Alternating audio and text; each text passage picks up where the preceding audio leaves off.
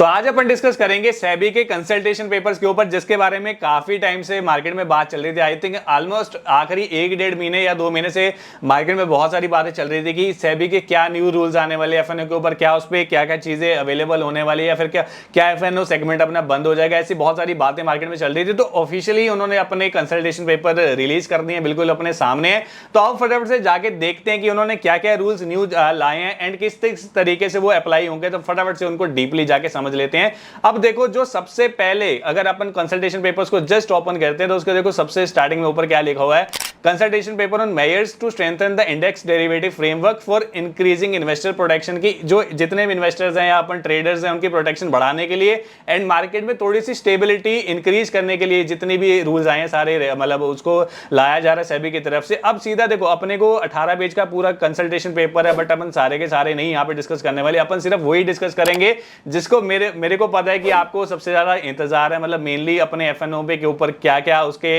Like चीजें होने वाली है। अब देखो, सबसे पहला जो रूल है that is minimum contract size. जो अपने बहुत सारी बातें चल रही थी कि कितने लाख का कॉन्ट्रैक्ट होगा, अभी के अकॉर्डिंगली देखो ऑप्शंस में जब भी अपन ट्रेडिंग करते हैं, चाहे अपन बाइंग कर रहे हैं सेलिंग कर रहे हैं, एक लॉट का या फिर एक कॉन्ट्रैक्ट का जो वहां पे साइज होता है वो 5 लाख रुपए के आसपास का होता है। बट अभी जो सेबी की तरफ से इस पेपर में अपने सामने यहाँ चीज आई है कि देखो 2 फेज में इस चीज को हो सकता है लागू करा जाए। जो पहले फेज में है, देखो minimum value of derivative contract at the time of introduction will be between 15 से 20 लाख रुपए के आसपास। जो अभी काम अपन 5 लाख रुपए का कर रहे हैं, जो कॉन्ट्रैक्ट अपन अभी जो उसकी वैल्यू है वो 5 लाख रुपए के आसपास, उसको फर्स्ट फेज में कम से कम 15 से 20 लाख रुपए का कर दिया जाएगा। अगर एज अ बायर, मेरे हिसाब से ज्यादा बायर को थोड़ा सा यहाँ पे हर्ट होगा अकॉर्डिंग टू द सेलर्स का देखो मार्जिन ऑलरेडी पहले अच्छा खासा लगता था, हो सकता है थोड़ा बहुत और इंक्रीज हो जाए, बट हाँ कहीं ना कहीं उतना ज्यादा वो चीज हर्ट उसको नहीं करेगी जितनी बायर को करेगी। बिकॉज कहीं ना कहीं बायर्स 5,000, 4,000, 2,000 या 6-8,000 के आसपास वो एक ऑप्शंस का कॉन्ट्रैक्ट को ट्रेड कर लेते थे,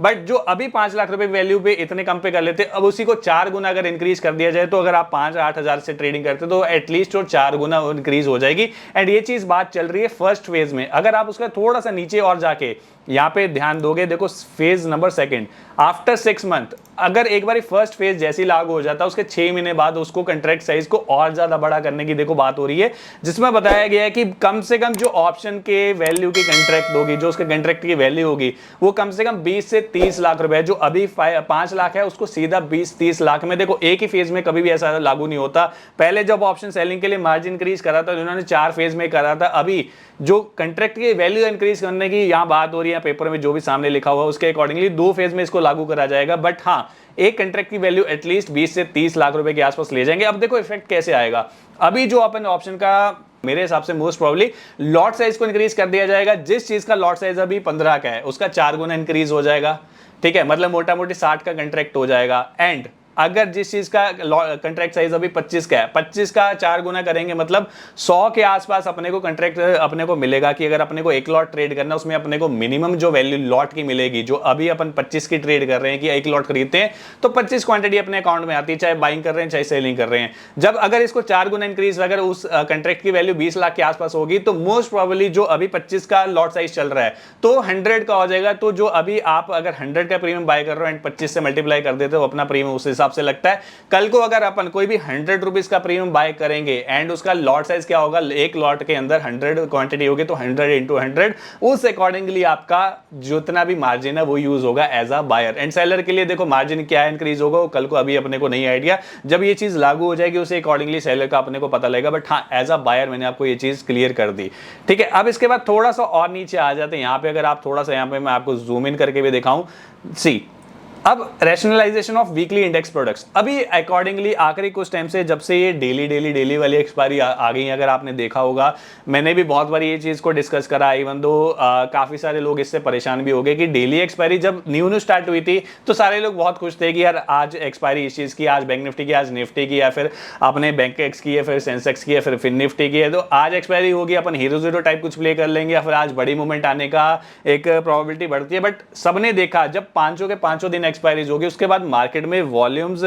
तो आ रहे हैं, बट मार्केट में जो मूवमेंट है, एक अच्छी मूवमेंट है, वो नहीं आ पा रही। मार्केट बहुत ज्यादा टाइम साइडवेज हो जाती है, एकदम से स्पाइक मारती है, फिर वापसी उसी रेंज में घुस जाती है। मतलब जो एक्चुअल मार्केट की पहले टाइम पे मूवमेंट थी वो मार्केट नहीं दे पा रही, एंड उससे बहुत सारे लोग परेशान हैं। तो उस चीज को भी यहाँ पे सेबी ने वो थोड़ा सा उस चीज को ऊपर करा है कि जितने भी एक्सचेंजेस हैं, एनएससी की तरफ से 4 एक्सपायरीज है एंड बीएससी की तरफ से 2 एक्सपायरीज है, उनकी बैंकेक्स और सेंसेक्स है, ठीक है। तो सेबी की तरफ से यहाँ पे क्या करा गया है कि एक एक्सचेंज एक वीक में सिर्फ एक ही एक्सपायरी कर पाएगी, अब चाहे वो निफ्टी की कर ले चाहे बैंक निफ्टी की कर ले। अब देखो यहाँ पे जो मेरे हिसाब से बीएससी को उतना पंगा नहीं, उनके वैसे ही 2 एक्सपायरीज है, तो किसी के एक को अपन वीकली कर सकते हैं, बट मेन देखना होगा एनएससी किसको प्रायोरिटाइज करता है कि निफ्टी की रखेगा या फिर बैंक निफ्टी भी रखेगा, बिकॉज सबसे ज्यादा वॉल्यूम निफ्टी और बैंक निफ्टी में हो रहा है। बाकी 2 एक्सपायरीज और भी है, मिड कैप निफ्टी और अपनी फिन निफ्टी की भी है, बट उस पर उतना ज्यादा वॉल्यूम अभी के अकॉर्डिंग टू अगर कंपेयर करें निफ्टी बैंक निफ्टी के अकॉर्डिंगली तो उसमें उतना नहीं है। हाँ, मंथली एक्सपायरीज सबकी कर सकते हैं, उसमें कोई दिक्कत नहीं है कि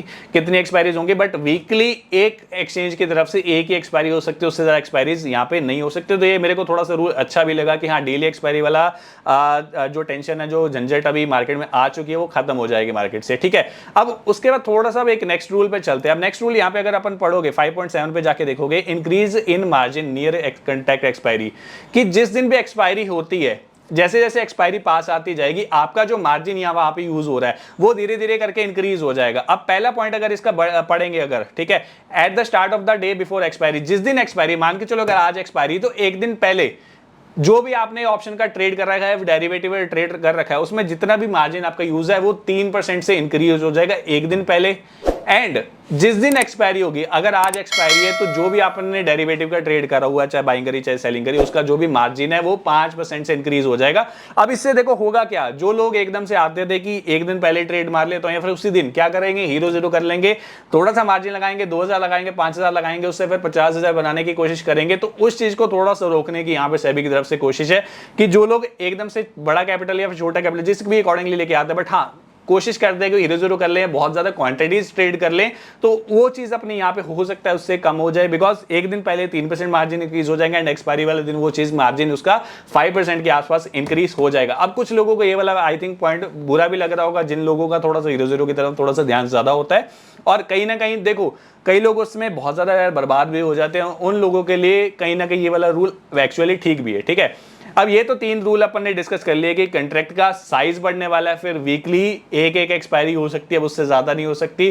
थर्ड जो रूल इनका आ रहा है कि यार जो मार्जिन इंक्रीज हो जाएगा एक दिन पहले, और जिस दिन एक्सपायरी है उस दिन और ज्यादा मार्जिन आपका इंक्रीज हो जाएगा, जो भी आप वहां पे स्पेसिफिकली पे कर रहे हो, ठीक है। अब देखो जो नेक्स्ट अपना यहाँ पे स्पेसिफिक पॉइंट है, जिससे आई थिंक कि ऑप्शन बायर को उतना ज्यादा फर्क नहीं आने वाला, बट हाँ, generally removal of calendar spread benefit on expiry day, की जो जनरली ऑप्शन की स्ट्रेटेजीज बना के लोग काम करते हैं, ऑप्शन सेलर हैं, तो कैलेंडर स्प्रेड बना देते हैं कि इस वीक का बाय सेल कर दिया, नेक्स्ट वीक का बाय कर लिया, तो उससे क्या होता है, बहुत ज्यादा उनका कम मार्जिन यूज होता था, एंड वो वाले मार्जिन बेनिफिट को यहाँ पे कम करने की या फिर खत्म करने की यहाँ पे ये लोग सोच रहे हैं, तो उससे आई थिंक बायर को तो कोई खास फर्क नहीं पड़ने वाला। बट हाँ, जो लोग स्पेसिफिकली कैलेंडर स्प्रेड या फिर ऑप्शन की स्ट्रेटेजीज बना के एक्सपायरी वाले दिन काम करते हैं, ठीक है, सिर्फ एक्सपायरी वाले दिन उसका मार्जिन बेनिफिट को रिमूव कर दिए गए यहाँ पे। एंड उसके ऊपर एक अपन यहाँ पे पॉइंट अगर पढ़ रहे हैं, upfront collection of option premium from option buyer, की एक अपफ्रंट प्रीमियम को कलेक्ट करा जाएगा एक ऑप्शन बायर से। अब इसको ऊपर देखना पड़ेगा कि इसको वो लोग किस तरीके से एग्जीक्यूट करते हैं, फिर किस तरीके से लेके आते हैं। अगर आप जब भी एग्जीक्यूट होगा या जब भी ये लोग इसको इंप्लीमेंट करेंगे, अगर आप लोग बोलोगे तो मैं इसके ऊपर एक प्रॉपर वीडियो भी बना के डाल दूंगा। एंड